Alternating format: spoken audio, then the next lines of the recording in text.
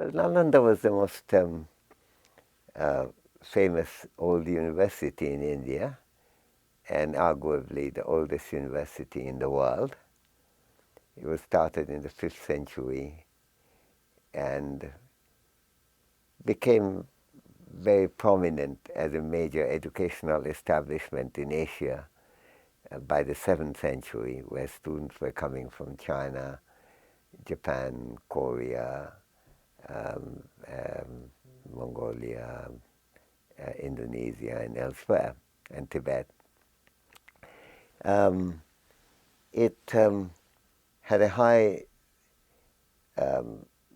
level of academic performance with very good quality education about which students, including foreign students, spoke rather eloquently. It was the Buddhist foundation and the Buddhist commitment to enlightenment. We have to remember that Gautam Buddha, the word Buddha actually means the enlightened one. So the Buddhist commitment to enlightenment was well translated into Nalanda University's commitment to educational expansion. But the education wasn't confined only to religious matters. They also did astronomy, they did medical sciences, they did public health care, they did linguistics, they did architecture, and so on. So it was a major establishment in the old world before the Western universities had emerged, and indeed by the time the first European university, that in Bologna, was established, Nalanda was already more than 600 years old. So it has a long heritage, it has a long tradition, it has a rather glorious record. And given that, it would be quite natural to think of it in the context of the revival that we are seeing in Asia today.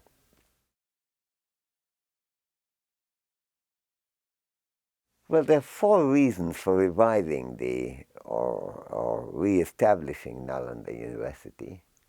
One is that even though there's a lot of educational expansion in Asia, pretty much all the highest category of universities in terms of quality happen to be in the West. So there is a case for trying to do that in Asian countries. And Nalanda could provide an inspiration there. Obviously, no new university will jump into enormously high quality immediately, but that inspiration could be quite important. That's the first reason. Secondly, Nalanda reflected a pan-Asian commitment in which there was cooperation between the Indian, the Chinese, the Japanese, the Koreans, and others.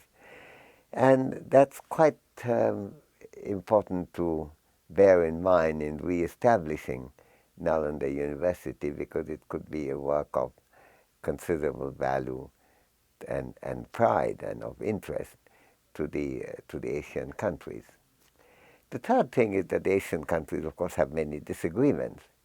India and China has, for example, on many issues, rather different political systems, rather different economic systems, and so on. But given that, and these differences are not going to go away immediately, it is quite important that there is cooperation and collaboration in fields in which that could be fruitfully done without making the political differences very central. And finally, Bihar is where Nalanda was. That was for 1,000 years the center of Indian civilization. But it is one of the relatively backward parts of India now. And having a first-rate good university in Bihar with concentration on sub-subjects as information technology, environmental studies, management and development, in addition to linguistics and others, could be a major factor in the regeneration of Bihar. So there's not only a matter of inspiration, but Nalanda can actually be an active agent of change, and change for development in Bihar, which is one of the reasons why Bihar government has been very active and very supportive of our activities. And while on one side there's a global dimension, there's also a local dimension.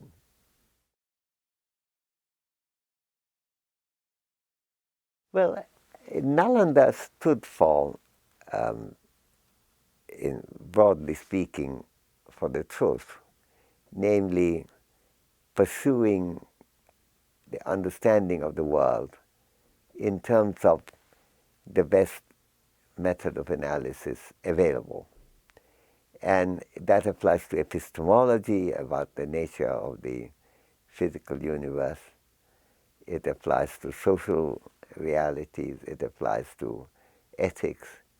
It applies to legal concerns. And in all these respects,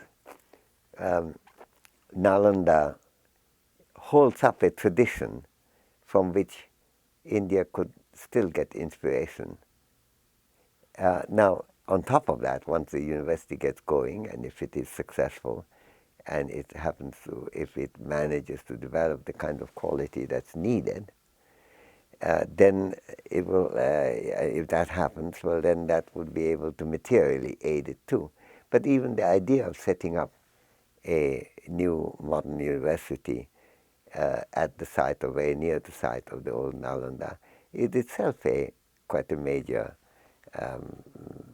progress in terms of bringing India's intellectual past into the continuity of its present challenges in the world. So I think it's very important to look at it that way. And the fact that Nalanda will have a global dimension is important because India ought to have a global view. The fact that it also has a local dimension in the sense of development in Bihar, which has become a relatively backward state, though it was for many years, for many decades, for many centuries, the center of Indian civilization, is itself another important connection between India's commitment to do the best it can for the people at large, but paying particular attention to those areas which may have fallen behind, or those people who may have fallen behind. So in all these respects, it relates to the vision certainly my vision of India in our age, in the contemporary world. Well, I'm always involved in many different projects, including teaching, which is my main commitment, and research in economics, in philosophy, sometimes in history. Well, I've been very committed to doing something to revive Nalanda from my childhood. I thought it would be a brilliant idea.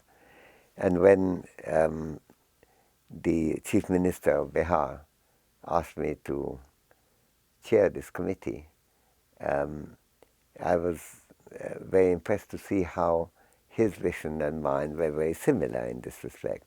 So it's been a thrilling work also. Like everything in India, anything that you do, there are a lot of people who would say you're doing absolutely the wrong thing. And we have had our quota of those. But one had to be very childish to protest about that, because after all, that is democratic criticism, even when the criticism is wrong, which I believe it mostly is in this case. It's good that they're aired, because we ought to discuss these issues. So as an engaging enterprise, one with a deep ambition, but also one which gives one an opportunity to meet the challenges of a deep option, the Nalanda project has been quite a major part of my commitment at this stage of my life.